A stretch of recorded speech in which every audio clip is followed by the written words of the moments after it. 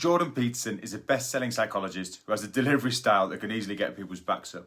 All that said, I think he has a lot of really valid points that can help people with their weight loss, habit change and happiness goals.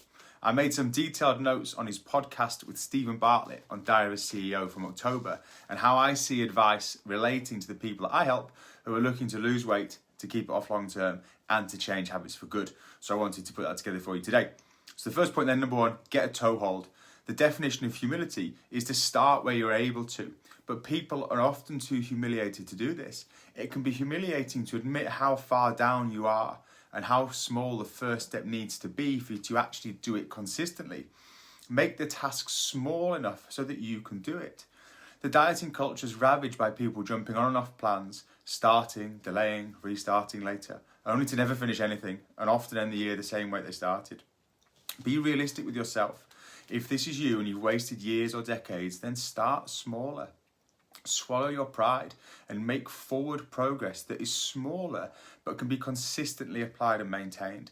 This will then build your self-esteem and belief, which is integral to longer term success. You're not going to lose a stone in the first month doing this, but that's fine.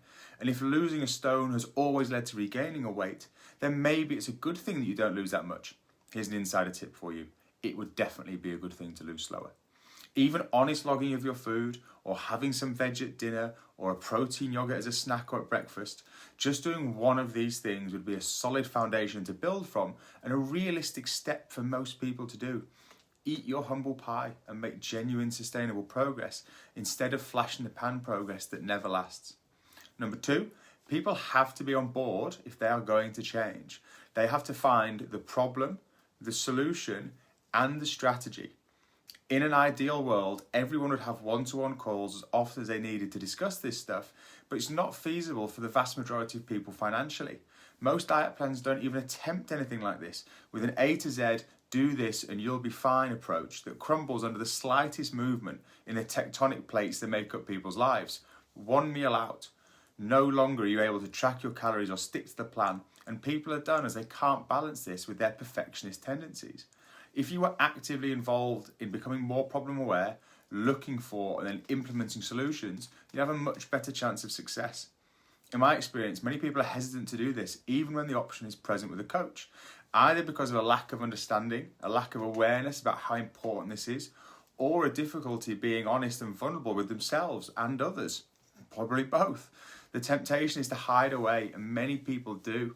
It's much easier to just follow a plan than it is to confront your own inabilities and to create a plan to fix them. But when people do this, they begin to see themselves as the architects of their own success, and they have much better success as a result. Peterson says that people have two big fears, pain and humiliation, and I see both of these often in the fat loss world. The humiliation of asking for help, taking small steps, being vulnerable with those closest to them, and the pain of sacrifice, having to sacrifice time, sacrificing comfort, sacrificing money, sacrificing short-term pleasure with food, even the pain of confronting how you really look and feel, or what led you to gaining weight in the first place. With fear, you have to find the threshold that people can take, where their confidence is matched to the task at hand, and then we can gently push these phobias. Do not hide from the pain. We need to put people on the edge and encourage them. And this is what I do as a coach and what I'd encourage you to do yourself. Another key point Peterson raised that I recognise in myself is that when presented with a problem, men typically leap straight to the solution phase. Women are typically more sensitive to threat than men. Women want to lay out all of the threats, and this is an important part of the process.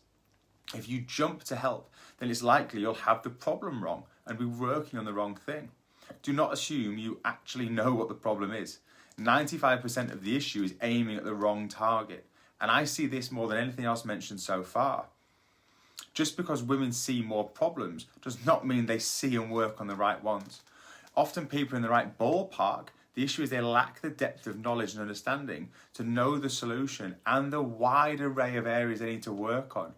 So often people believe it's one or two things that's going to give them the result that they'll get.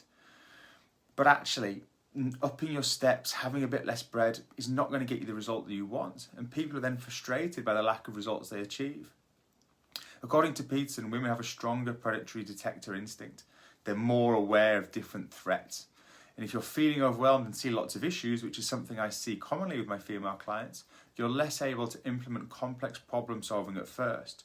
So this process of understanding all of the issues at the beginning is really important. People often discover they are resistant to the actual problem. It's much easier to blame your age, your current life circumstances, your job, your upbringing, your family, your genetics. It takes real bravery to put your hand up and to say, I am ultimately responsible. There is a solution here, but I am not doing the work. That is the hallmark of someone who is ready to change and will be successful.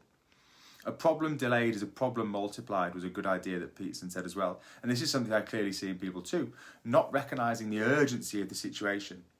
It's very common for me to work with people who are getting older, who are already elderly, who are extremely overweight, who are in an unhealthy position, who talk about starting the progress later. And often all I can think is, this is going to kill you.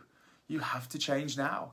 Losing the weight is going to be so much harder as you age. As your body becomes less able to burn the calories, your habits become even further entrenched and your mental capacity becomes limited. You must look at the trend. And if your weight graph looks like the Yo-Yo World Cup highlights sped up, then you must act now. In discussing listening to partners, Peterson said you either have to listen a little each week or listen a lot in divorce court. At some point you will listen, and the second option will cost you a lot more. I see this a lot in fat loss, in that people often kid themselves that they're quite fit for their size, or they're healthier than their friends, or they eat quite well most of the time. But what does the non-negotiable data say? What is your resting heart rate? What is your fasted blood glucose levels? What's your blood pressure? What's your waist to height ratio? What would your doctor say if you asked them if you needed to lose weight? We all have to pay the piper at some point. And if you aren't listening to the signs that your body is giving you now, then you will have to at some point. The more you listen to these body signals and your partner, the better you get at finding solutions and having a good time together. Over time, this gets easier and there's less time between the trigger and finding a solution. These signals could come in anything from the form of low energy, getting breathless after exertion, your clothes not fitting, or the scientific data that I gave before. In discussing bullies, Peterson mentioned that if you've been bullied and you feel challenged, you're more likely to interpret that as being bullied. I see a lot of clients who fall into this trap, and I hadn't linked the two before. There is an oversensitivity to external challenge because it feels like an attack. It genuinely feels like people are being attacked. And if we spend our lives feeling attacked at the first sign of conflict or challenge, we risk spending a life needing to be right and unable to take feedback on board, which not only makes your fat loss harder, more importantly, it leaves you stuck in the mindset you had when you first adopted this, which will likely be vastly more immature than your potential. When people are unable to discuss being wrong, the issue you have can be summarised by this quote. It's better to have your ideas contradicted in the abstract than have your It's better to have your ideas contradicted in the abstract than have your convictions demolished by reality. I love that Peterson said and made a note of it. Many people falsely believe they're in a good place physically and mentally despite the evidence. Being closed off to ideas or challenge, being contradicted in the abstract, leaves you vulnerable to having your convictions demolished by reality. And what I mean here is when your health fails you because you are so unwilling to be challenged. The people who bank on how they feel when it contradicts the evidence are building a house on sand that will ultimately fail when the rain comes. If you found this useful, then please give this video a like. Make sure you subscribe to our channel. I'd like to know from you what really resonated with you from this video. Let me know in the comments.